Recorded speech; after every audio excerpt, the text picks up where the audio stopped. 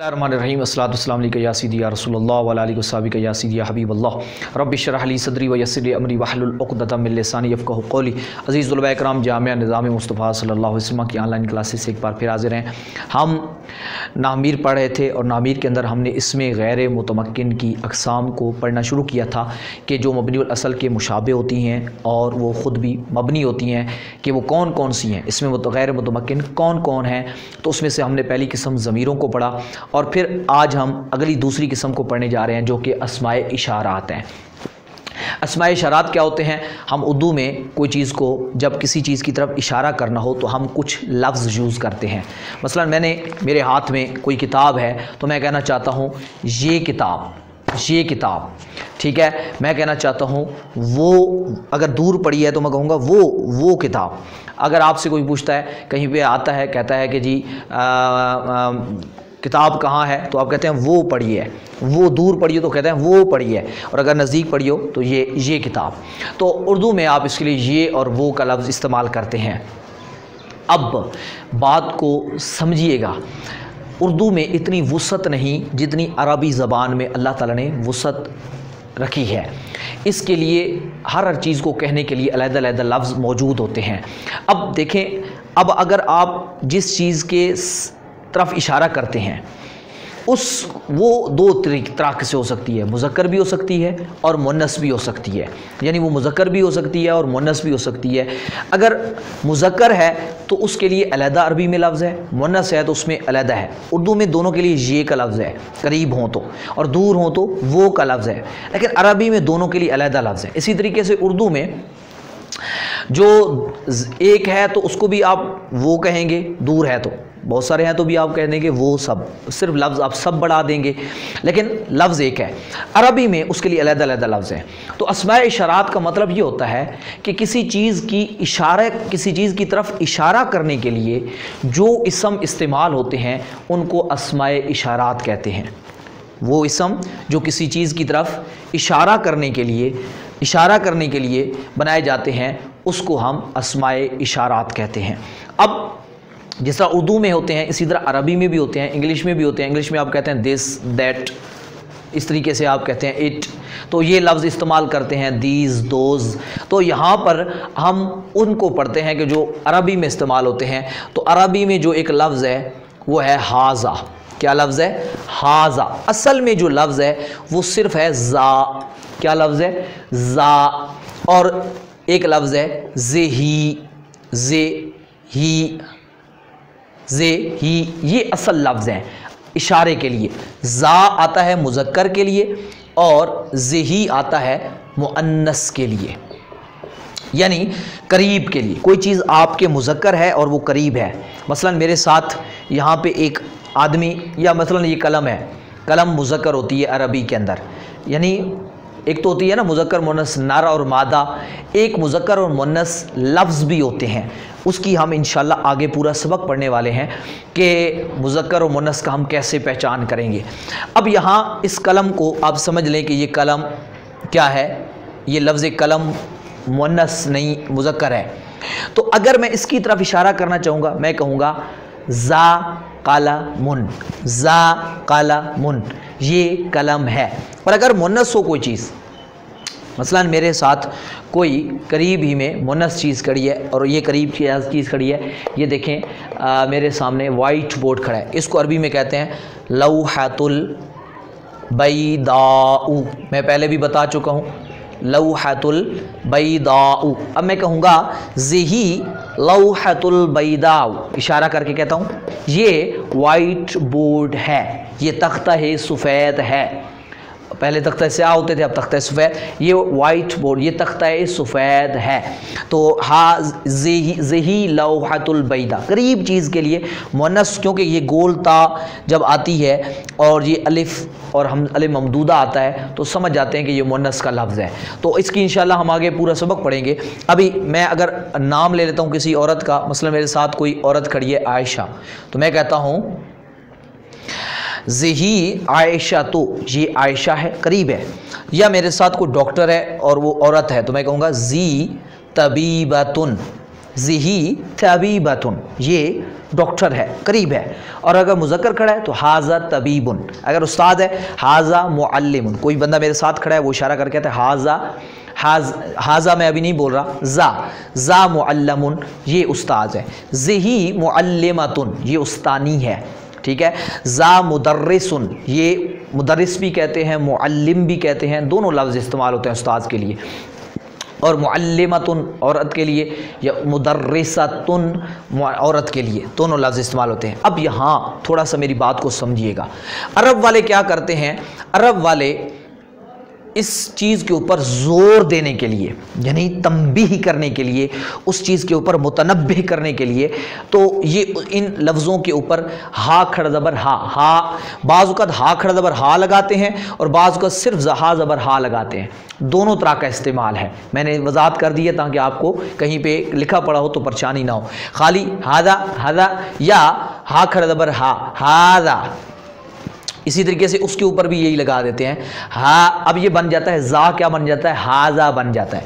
और ये क्या बन जाता है, हाज़े ही बन जाता है, हाज़े ही। और ये बन जाता है हाज़ा, हाज़िही हाज़ा। तो ये वैद मुज़क्कर के लिए और ये वैद। अब इस्तेमाल जो होता है ना, ये खाली ज़ा और ज़ही नहीं होता, कर सकते हैं, लेकिन इस्तेमाल ये होता है हाज़ा और वो इस्तेमाल होता है हाज़िही, यानी इस्तेमाल। अब ये मैं कहूँगा हाज़ा कलमुन, हाज़ा कलमुन, हाज़ा कोई किताब है तो हाज़ा किताबुन, हाज़ा मुअल्लिमुन, हाज़ा मुदर्रिसुन।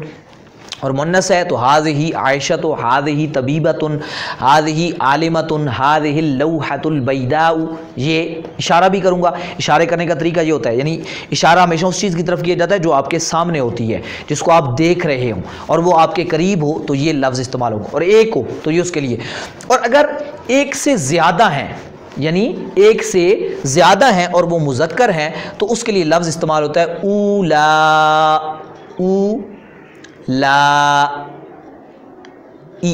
क्या लफ्ज़ इस्तेमाल होता है, उलाई,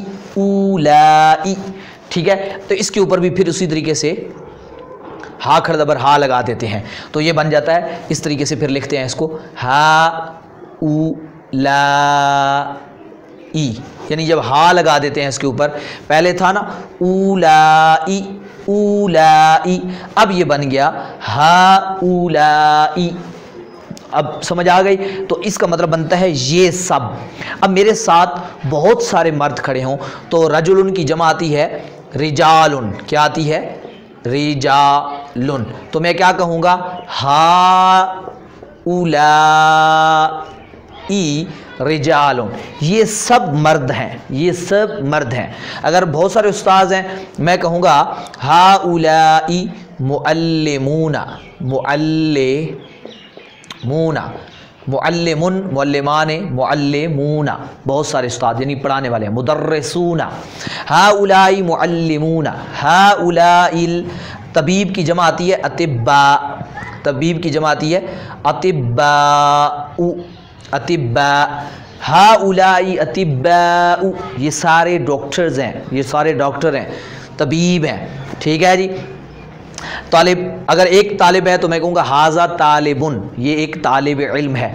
और अगर बहुत सारे हैं तो मैं कहूँगा हा उलाई तुल्लाबुन, हा उलाई तुल्लाबुन भी कह सकते हैं, या तुलाबाउ भी कह सकते हैं, तुलाबाउ, हा उलाई तुलाबाउ, ये सारे तुलाबा हैं। तो अब उम्मीद है, और अगर इधर मुन्नस हो तो मुन्नस के लिए भी यहाँ याद रखिए, जमा के लिए जब आप इसमें इशारा इस्तेमाल करेंगे तो कोई फ़र्क नहीं है।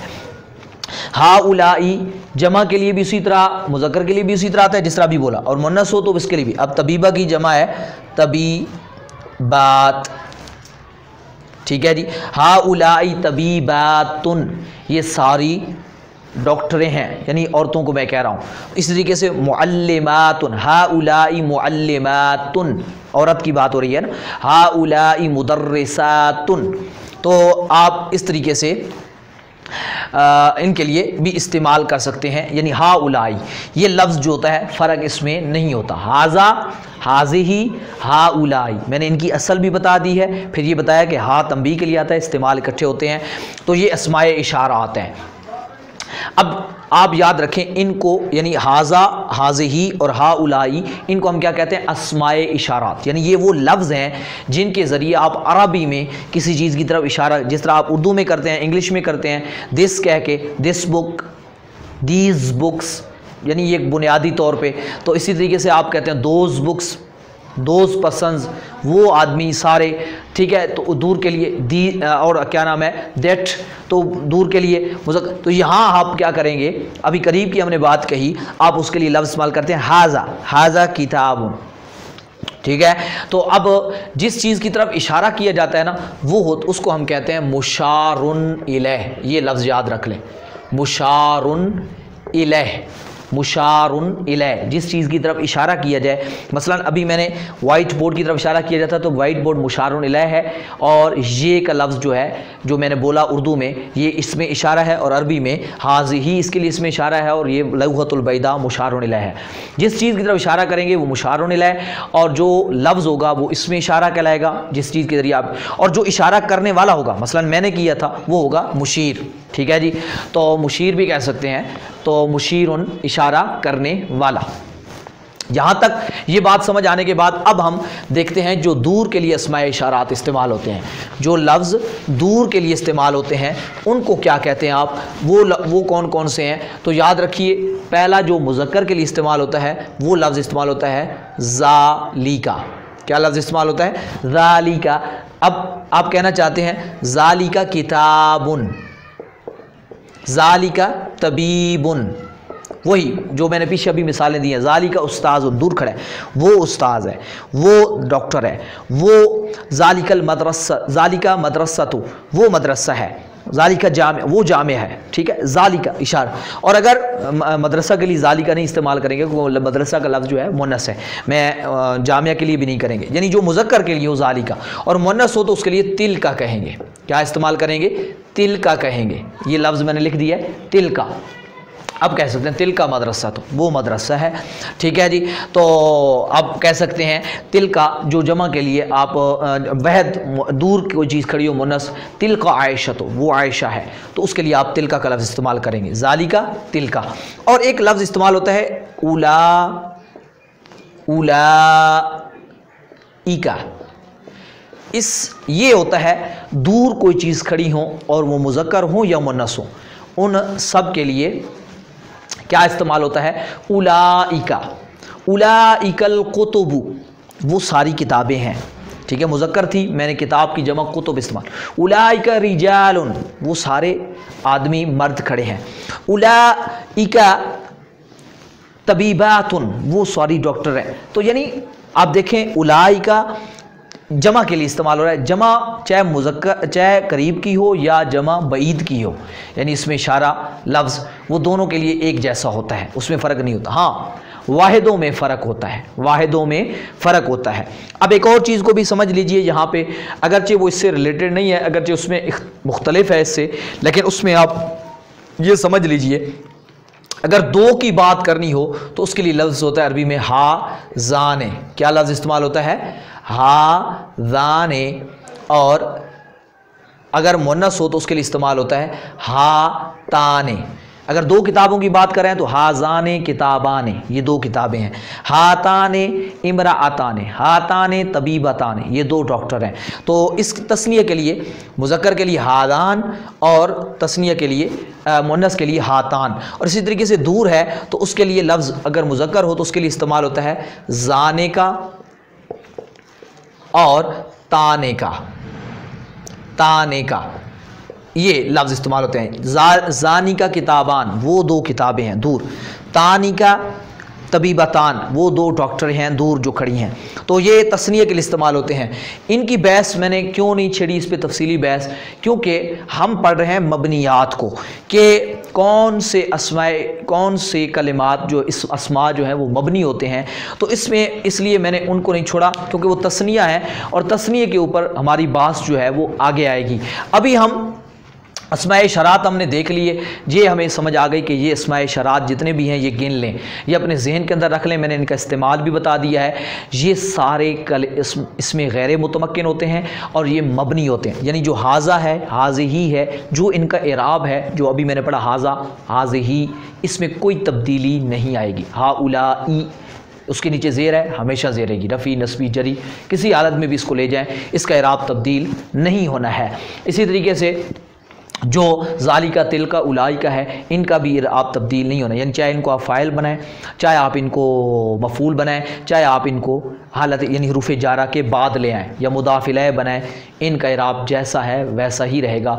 جیسا کہ اگر آپ کو یاد ہو تو میں نے حاذا کی مثال جو دی، جب مورب مبنی کی تعریف سمجھائی تھی تو وہاں یہ مثال دے کے میں نے سمجھایا بھی تھا، تو اسی کی جگہ یہ سارے لفظ بھی استعمال کر سکتے ہیں۔ اس طرح مبتدا یا خبر ہوں جو حالت رفعی میں ہوں، نصبی میں ہوں، جری میں ہوں، ان کا اعراب تبدیل نہیں ہونا۔ مثلا میں ایک مثال بھی دے دیتا ہوں اور ایک بات بھی سمجھا دیتا ہوں جس کو آپ نے اپنے ذہن کے اندر بٹھانا ہوگا، تاکہ آپ کو ایک ہی چیز کے اندر دو چیزیں سمجھ آ جائیں، ہماری بات بھی لمبی نہ ہو اور تاکہ بات بھی سمجھ آ جائے۔ مثلا میں نے ایک لفظ بولا حاذا، کیا بولا؟ حاذا کتابن، میں نے بولا حاذا کتابن۔ حاذا اب کیا ہے؟ آپ پہلے پہچان کریں گے کہ حاذا ہے کیا، تو آپ فوراً بولیں گے، کیونکہ ابھی آپ پڑھ چکے ہیں یہ اسم ہے، اور اسم کی کون سی قسم ہے؟ غیر متمکن ہے، ابھی آپ نے پڑھا ہے، تو اسم فعل حرف کو پہچاننا آپ کے لیے کوئی مشکل نہیں رہے گا، کیونکہ آپ کو پتہ ہے کہ یہ اسماء اشارات ہیں، اسم کی قسم ہے، تو اسم ہے، تو جو اب یہ جملہ ہے پورا، تو جو جملہ اسم سے شروع ہو وہ کیا کہلاتا ہے؟ اسمیہ کہلاتا ہے، اور اسمیہ کے جو پہلا جز ہوتا ہے اس کو ہم کیا کہتے ہیں؟ مبتدا کہتے ہیں۔ اس طریقے سے آپ تھوڑا سا بولیں گے، مبتدا ہو گیا تو مبتدا کے بعد جو دوسرا جز ہوتا ہے آپ کو پتہ ہے وہ کیا کہلاتا ہے؟ خبر کہلاتا ہے۔ وہ کیا کہلاتا ہے؟ خبر کہلاتا ہے۔ اور آپ کو میں نے بتایا تھا کہ مبتدا اور خبر دونوں حالت رفع میں ہوتے ہیں ہمیشہ، یعنی ان کی حالت کون سی ہوتی ہے؟ ہمیشہ رفع ہوتی ہے۔ اب حاذا حالت رفع میں ہے، رفع مانگ رہا ہے، لیکن ہم نے اس کو رفع نہیں دیا، ہم نے اس کو حاذا ہی لکھا جیسے یہ ہے۔ کیوں کہ ہم کہیں گے کہ یہ مبنی ہے اور مبنی کا اعراب تبدیل نہیں ہوتا۔ تو اب یہاں دیکھیں میں نے حاذا کی مثال دے کے سمجھایا، حاذا کتابن، تو یہاں دیکھیں حاذا کتابن یہ ایک پورا جملہ ہے، مبتدا خبر مل کے جملہ اسمیہ خبری ہو گیا، پورا جملہ، اس کا مطلب ہے یہ کتاب ہے، پورا جملہ ہو گیا۔ لیکن ایک چیز کو نوٹ کیجئے گا، اگر اسی بات کو میں یوں لکھوں حاذل کتاب، کیا لکھوں؟ حاذل، میں اگر لکھتا ہوں حاذل کتاب، کیا لکھتا ہوں؟ اب میں نے اس کتاب کے اوپر الف لام لگا دیا ہے۔ آپ کو انشاءاللہ آگے جا کے پڑھایا جائے گا کہ جب کسی بھی کلمے کے اوپر الف لام لگ جاتا ہے اسم کے اوپر تو وہ کیا بن جاتا ہے؟ معرفہ، اس کو ہم کیا کہتے ہیں؟ یعنی وہ معین ہو جاتا ہے، مخصوص ہو جاتا ہے، اس کو معرفہ۔ الف لام لگا ہوا نہ ہو تو وہ نکرہ ہوتا ہے۔ نکرہ کا مطلب، اب میں کہتا ہوں نا کتاب، تو اس سے مراد کوئی کتاب، اور جب میں نے کہا الکتاب تو اس سے مراد ہو گیا مخصوص کسی خاص کتاب کی بات ہو رہی ہے، اسپیشلی جو یا تو بولنے والے کے ذہن میں ہے اور سننے والے کے بھی ذہن میں ہے، یا آپ اس کے اندر یا پہلے اس کے بارے میں ذکر ہو چکا ہے تو کسی مخصوص چیز کے بارے میں بات، تفصیلی بات اس پہ آگے آئے گی انشاءاللہ۔ تو حاذل کتاب، اب یہ میں نے بولا ہے معرفہ ہو گیا۔ اب اس کے اور اس میں اندر فرق کیا ہے؟ فرق ذہن میں رکھیے گا، یہ ہے پورا جملہ، اور یہ پورا جملہ نہیں ہے بلکہ یہ جملے کا ایک جز ہے۔ یہاں جملہ مکمل نہیں ہو رہا، یعنی وہ مرکب مفید ہے اور یہ مرکب غیر مفید ہے۔ آپ کہیں گے یہ کیسے؟ بات تو ایک ہی ہے، بات ایک نہیں ہے۔ یاد رکھیے، جب بھی اس میں اشارہ کے بعد کلمہ معرفہ آ جائے، کیا آ جائے؟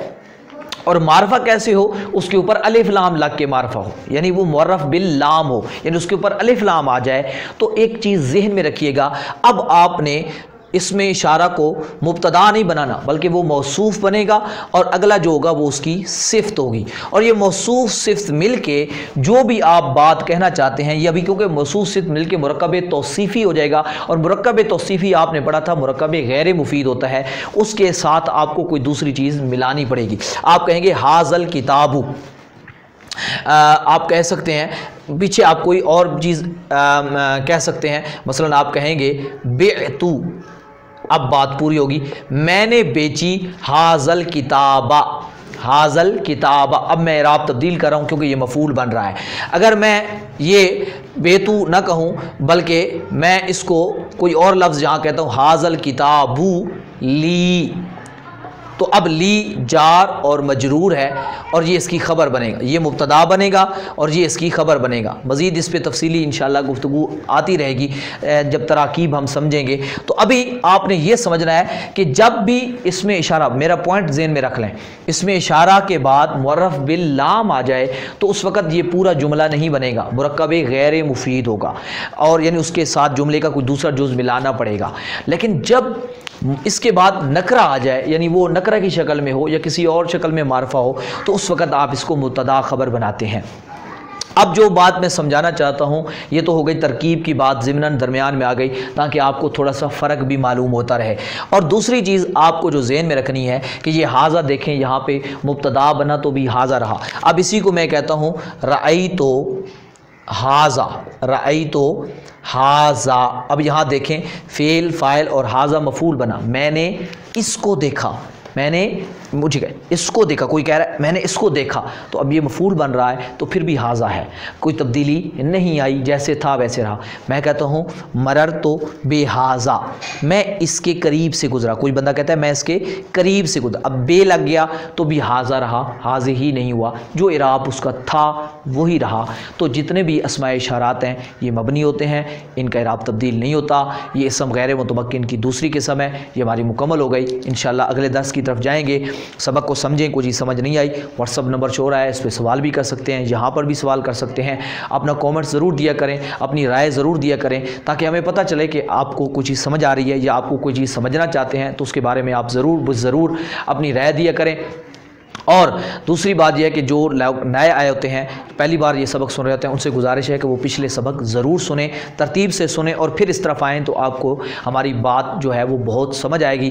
उम्मीद है आपको आसानी से ये चीज़ समझ आ रही होगी। आप दूसरे दोस्तों को भी पैगाम दें, उनको भी साथ मिलाएं ताकि वो लोग भी सर्फ़ व नाहव को जो मुश्किल समझते हैं उनको पता चले कि सर्फ़ व नाहव कोई मुश्किल नहीं है, बहुत ही आसान है। शर्त यह है कि इसको तरतीब से और समझ के थोड़ा सा पढ़ा जाए और मेहनत की जाए, तो आपको लिए कोई चीज़ मुश्किल नहीं रहेगी। सबक को 2 से 3 बार सुन्नत की नियत से 3 बार दोहरा लिया करें, सुन्नत की बरकत सवाब भी मिल जाएगा और बरकत भी शामिल हो जाएगी। पिछले असबाब को ज़रूर दोहराया करें। अल्हम्दुलिल्लाहि रब्बिल आलमीन अजमईन बिरहमतिका या अरहमर राहिमीन।